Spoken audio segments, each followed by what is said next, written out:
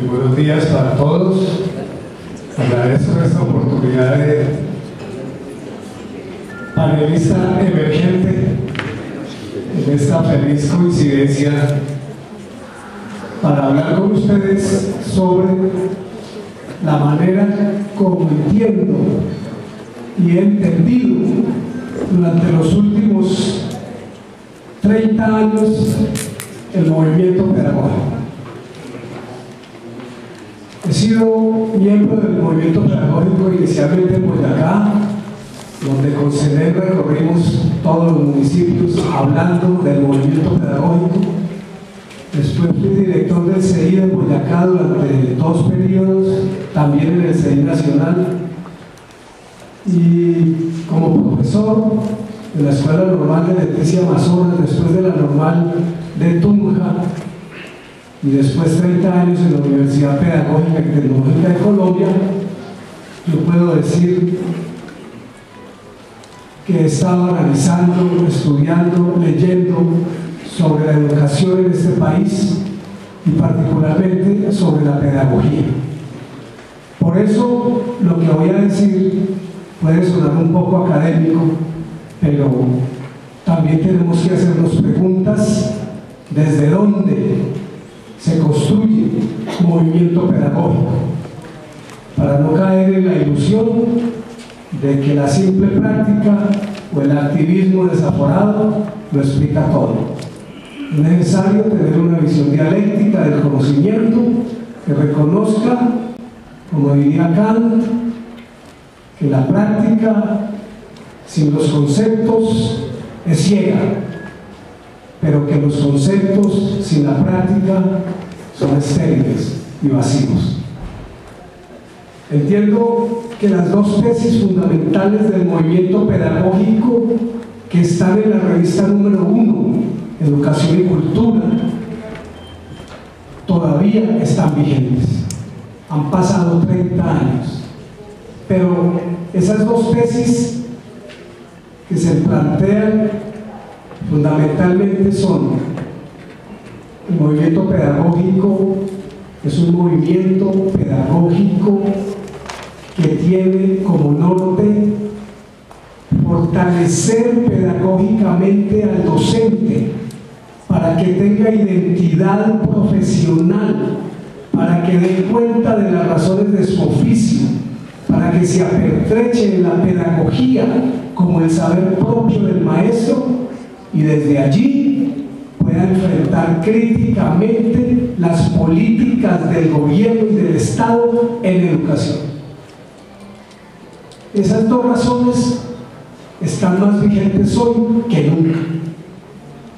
Desde donde el maestro argumenta, critica, transforma, se posiciona como colectivo, se hace respetar con dignidad, si no es desde su saber.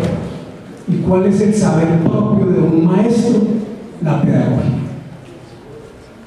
Desde Comenio, en el siglo XVII, hasta nuestros días, los maestros del mundo tenemos una historia, tenemos unos problemas, tenemos unos conceptos, tenemos unos métodos, tenemos unas discusiones sobre nuestro propio estatuto de saber. Pero afortunadamente en este país hay suficiente saber pedagógico, pero que a veces no lo reconocemos. Estoy hablando del 87 primer Congreso Pedagógico Nacional, que se alimentó de los trabajos prácticos y teóricos de los docentes de esa época. Y tengo que reconocer aquí el grupo de historia de las prácticas pedagógicas, que todavía sigue vigente con una producción muy amplia sobre el saber pedagógico, la práctica pedagógica, el maestro como sujeto de saber pedagógico, la pedagogía como disciplina que conceptualiza, aplica y experimenta los distintos conocimientos acerca de la enseñanza de los saberes específicos en una determinada cultura. Pero también hay que llamar aquí en estos 30 años al grupo Federici, cuyo libro Las fronteras de la escuela nos mostró otra noción de pedagogía como disciplina reconstructiva que tenía que ver con competencias comunicativas y especializadas y que tenía que ver con el reto del docente de pasar del saber cómo al saber qué y debilitar las fronteras entre lo escolar y lo extraescolar y montar una ética hedonista frente a una ética ascética y reconocer las diversas fuentes de conocimiento en la escuela y sobre todo recuperar esa relación de los estudiantes con los saberes a través de estrategias que permitieran transformaciones conceptuales fuertes. También en esa época el profesor Mario Díaz y el grupo de Sociolingüística de la Universidad del Valle venían presentando desde Bernstein y particularmente desde su trabajo en Colombia la posibilidad de pensar la pedagogía como un campo intelectual que reproduce, controla, tensiona, genera un campo de lucha hegemónica por el control de lo simbólico en el país. Eso todavía está ahí. Y esas referencias están en los artículos de la revista Educación y Cultura. Y los tenemos como un referente para construir identidad. Por lo tanto, yo entiendo que esas preguntas y ese contexto del movimiento pedagógico del año 87 eran muy distintas a las de ahora. El contexto histórico, social, cultural y político ha cambiado. Todos sabemos de la contraofensiva contra la ley 115. Yo estoy de acuerdo con José Fernando en que la ley 115 es un referente fundamental para pensarnos y para pensar la educación. Pero esa ofensiva de los decretos que a través de las leyes de transferencia acabaron con la autonomía del docente desde la ley, a través de fenómenos como la evaluación y a través de la división como el estatuto docente. Este es el único país del mundo donde hay dos estatutos docentes. Hay unos profesores de primera y otros de segunda. Hay unos profesores que piensan que se puede ser docente siendo únicamente profesional. No, eso hay que abrirlo, hay que discutirlo, hay que dialogarlo, hay que acompañarlo desde algún tipo de referencia pedagógica. Han cambiado los contextos, han avanzado los campos de la pedagogía. Hoy en día tenemos otras corrientes. Tendríamos que reconocer los trabajos del profesor Zambrano, de Armando Zambrano. Tendríamos que reconocer los trabajos de Andrés Klaus Runge. Tendríamos que reconocer los trabajos de los doctorados en educación. En este país hay 2 doctorados en educación que son redes de universidad. ¿Qué producen?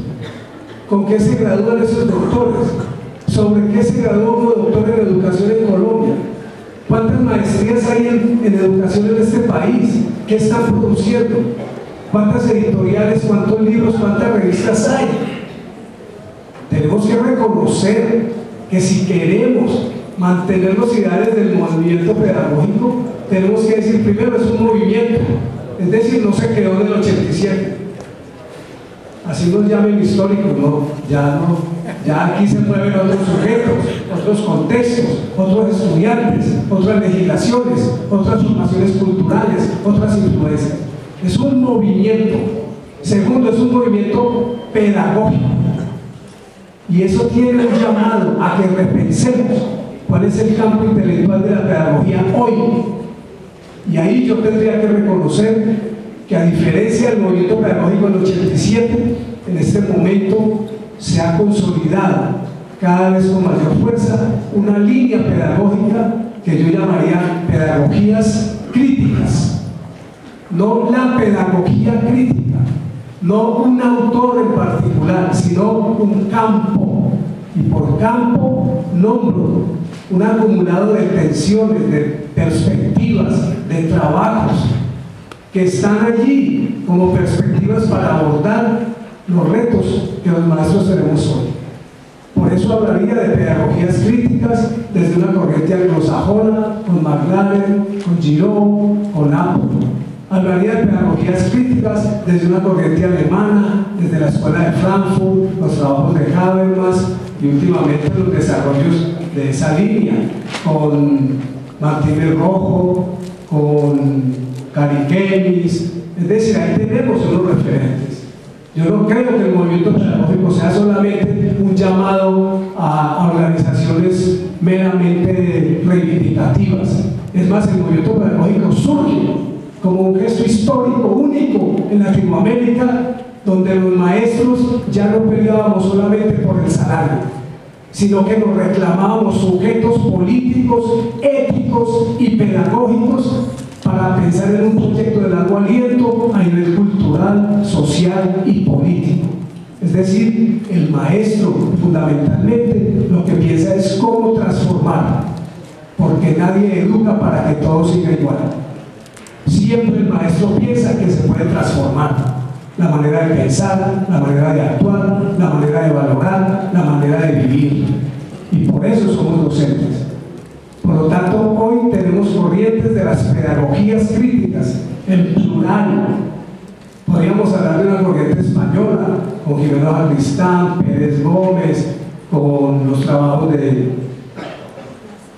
los que trabajan en evaluación, por ejemplo, que es un tema que deberíamos de asumir pedagógicamente. El problema de la evaluación que se ha señalado aquí como tan grave es un problema que tiene que ver con nosotros. Desde qué saber nosotros abordamos la evaluación, pero es que otros están hablando por nosotros, otros nos están diciendo lo que hay que hacer. Estamos cambiando al pedagogo por el legislador, y entonces aquí lo que hay que hacer, lo que el docente tiene que hacer es lo que nos mande a decir el decreto, pero nosotros no tenemos un acumulado de saberes. Por ejemplo, sobre la evaluación, basta leer a Santos Guerra, Evaluar para aprender, La flecha de la diana, Miguel Ángel Santos Guerra, por poner un ejemplo de la corriente con Puyén, con Melich, con otros españoles. Bueno, también en Colombia, en Latinoamérica, tenemos a Freire, tenemos a Orlando Falsborda, tenemos a Alfredo Guizo, y con orgullo podemos decir, aquí en Colombia cada vez cobra más fuerza la producción intelectual en pedagogía. Pásense por Editorial Magisterio, léanse las revistas de pedagogía que hay. Educación y Cultura es la decana de las revistas para los maestros en este país. Son 96 números. Pero lo que decía José Fernando, lo leemos. Y si no lo leemos, entonces ¿desde dónde vamos a entender nuestra práctica? Por eso es que el discurso neoliberal, que no es de la pedagogía sino de los banqueros, está construyendo un tipo de maestro que se olvida de su propia identidad y que le hace aparecer como un simple aplicador de normas. Pero eso es sencillamente una estrategia neoliberal para desconocernos. Lo que tenemos que hacer es comenzar a reconocernos. El reconocimiento pasa por una mirada sobre nuestra propia identidad. ¿Quiénes somos nosotros? ¿Qué es lo que hacemos? Y entonces a esos discursos administrativos eficientistas, a esos discursos que reducen el maestro a un aplicador de formatos, de listas de chequeo, de sábanas fragmentadas para mandar indicadores de cobertura, tenemos que decir un momentico, yo entiendo mi práctica de otra manera y la escribo y la sistematizo y la socializo y construyo colectivos de resistencia para mostrar que en este país los docentes sí hemos continuado haciendo movimiento pedagógico. Hay que superar esa mirada inmovilizadora y pesimista y desencantada que nos está diciendo que nosotros nos olvidamos del movimiento pedagógico. En todas las regiones de Colombia hay docentes que están haciendo cosas. Lo que pasa es que frente a la televisión y frente a los medios no tenemos esa resonancia. Pero puedo decir que en todos los departamentos de Colombia, y aquí en este evento seguramente por la tarde vamos a ver que hay lo que llamaría Olga Lucía Zuluaga un florecimiento de la investigación en pedagogía y en didáctica y en currículum y en evaluación.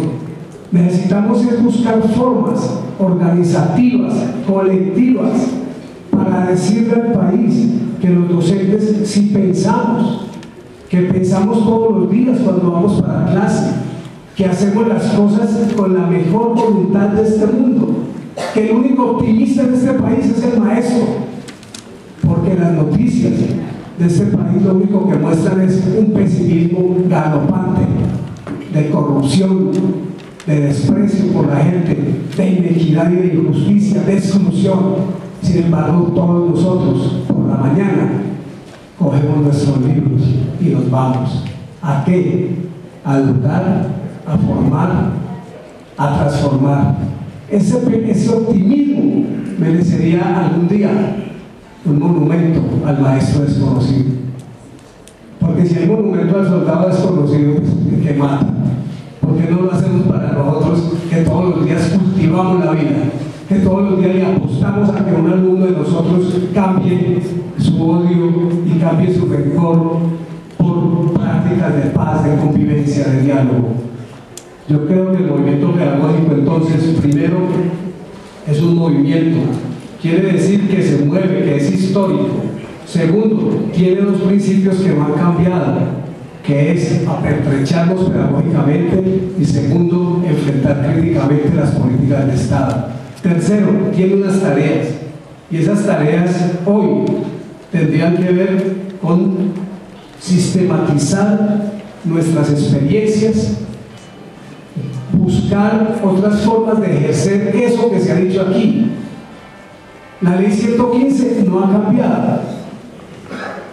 El PEI, que es un artículo de la ley 115, tiene unos elementos fundamentales que hay que construir, hay que mantener. La autonomía escolar es un artículo de la ley 115. En el PEI tiene que haber un componente pedagógico. Leamos cómo se articula esto. Entonces, ¿desde dónde? ¿Desde qué referentes pedagógicos estamos construyendo el PEI? ¿Cuál es la propuesta curricular de ese PEI? ¿Cuáles son nuestras estrategias didácticas?